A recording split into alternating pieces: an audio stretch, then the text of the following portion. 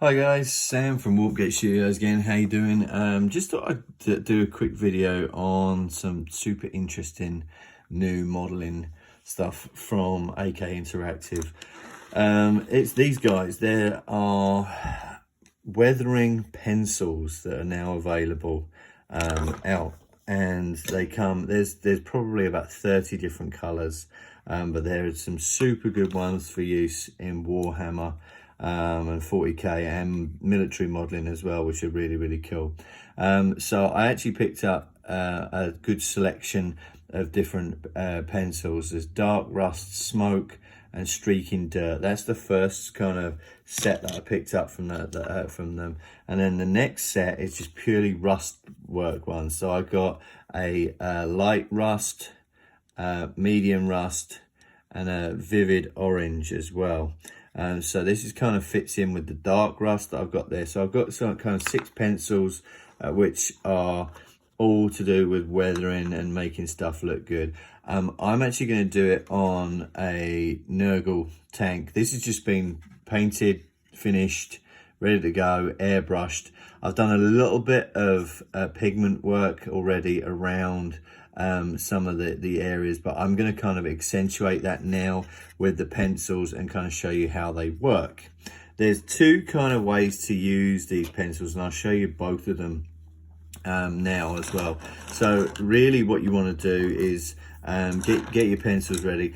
I would sharpen these to get a more exact finish, but for what I'm going to be doing, I don't actually need that, so I'm just going to take them as they are. So I'm going to start with the dark rust to start with. So it's this pencil here. And all I'm going to do is, this is the first type of technique.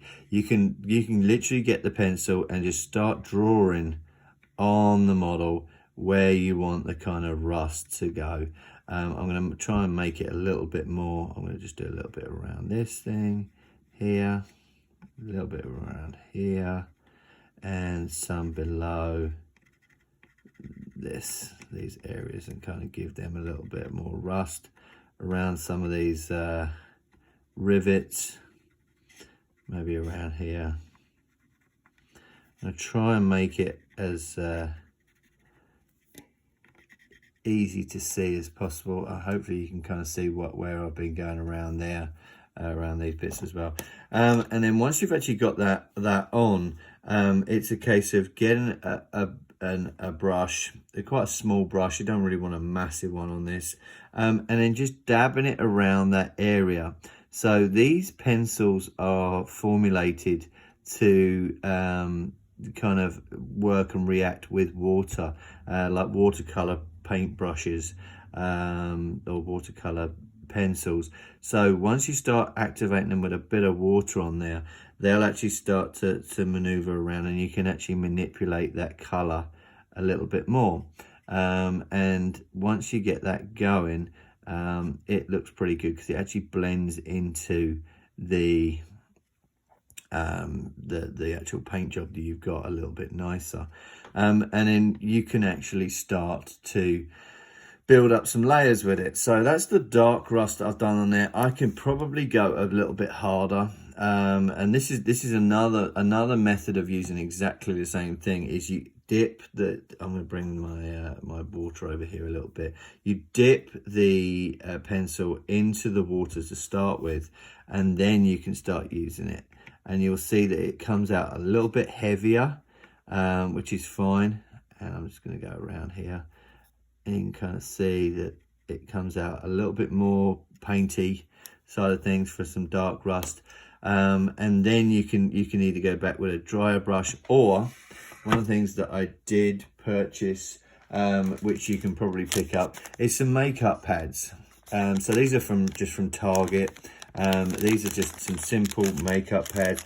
The brush is good for maneuvering paint around. If you want to kind of get more of a texture going on them, I'm just going to get some of these little pad things out.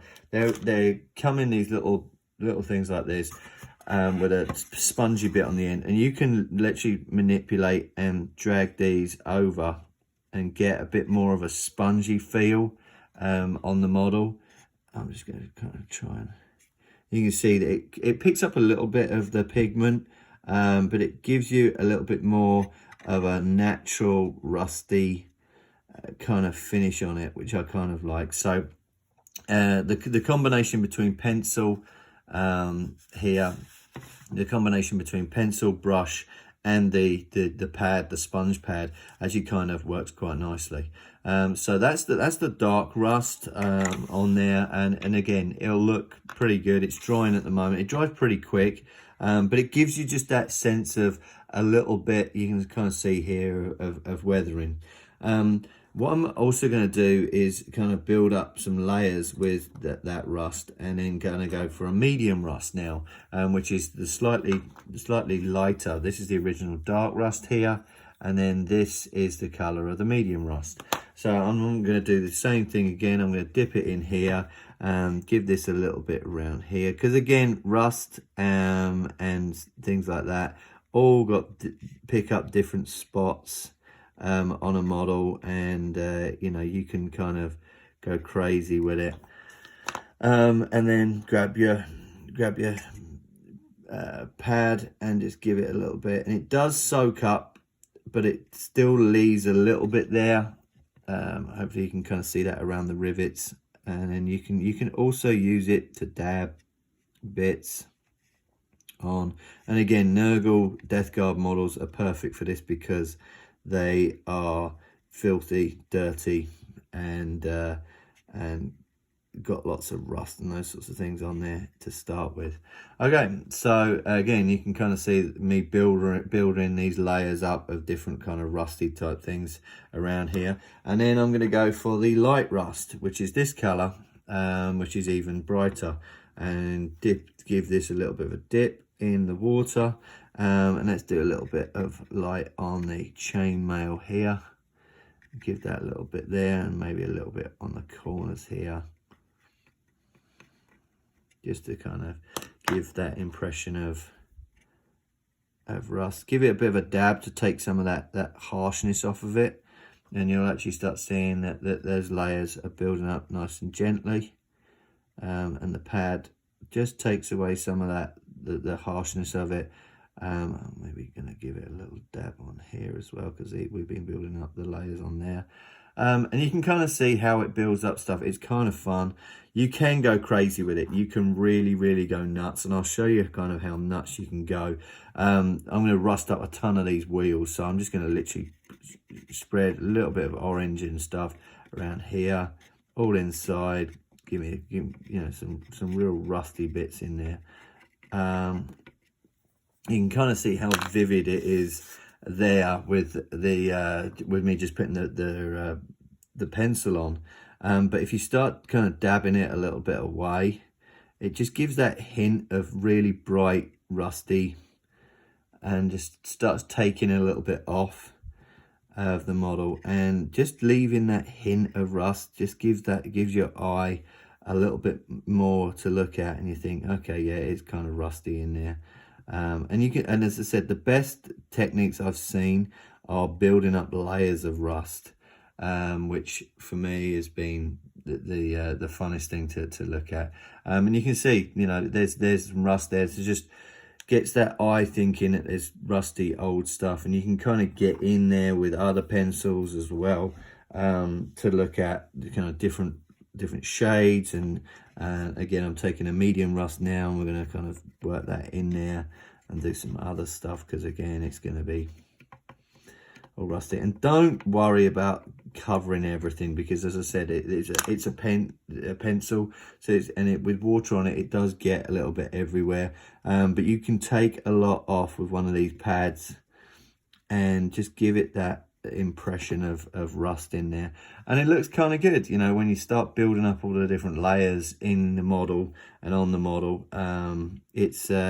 It's kind of fun. So, you know, I enjoy doing this sort of stuff, and it does help.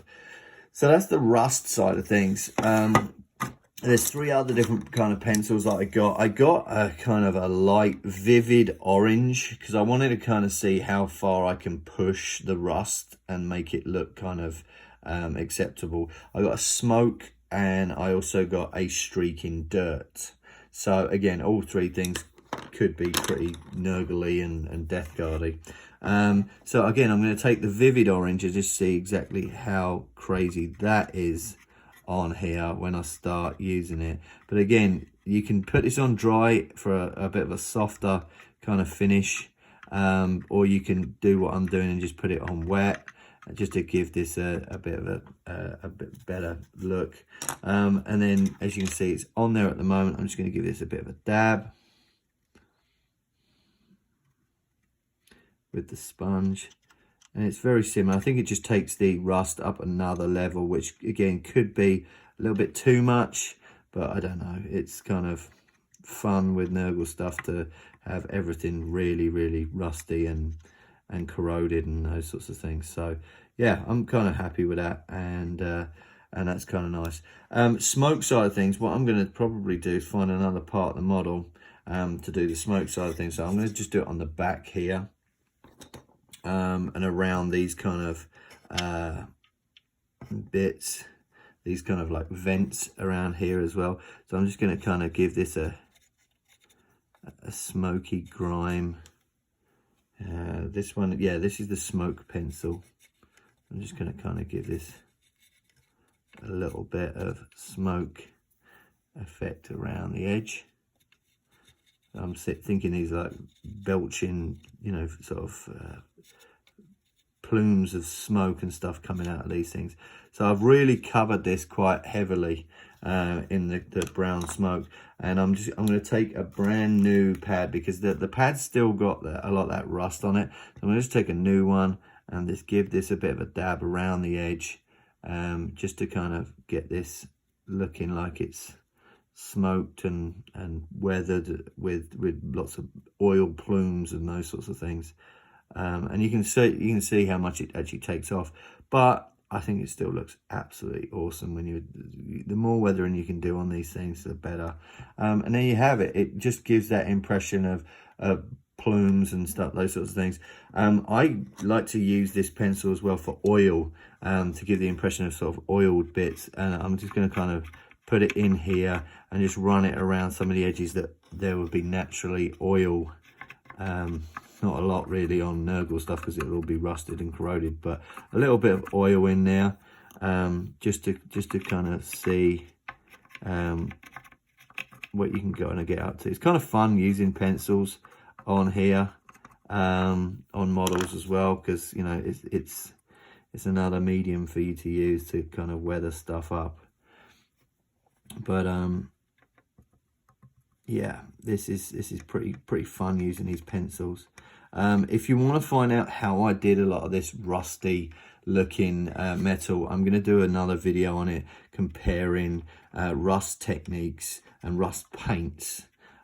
So stay tuned for that one. There will be another video coming, but there you go. There's another kind of rusty where oil's in there type thing. And then the last pencil I've got is Streaking Dirt.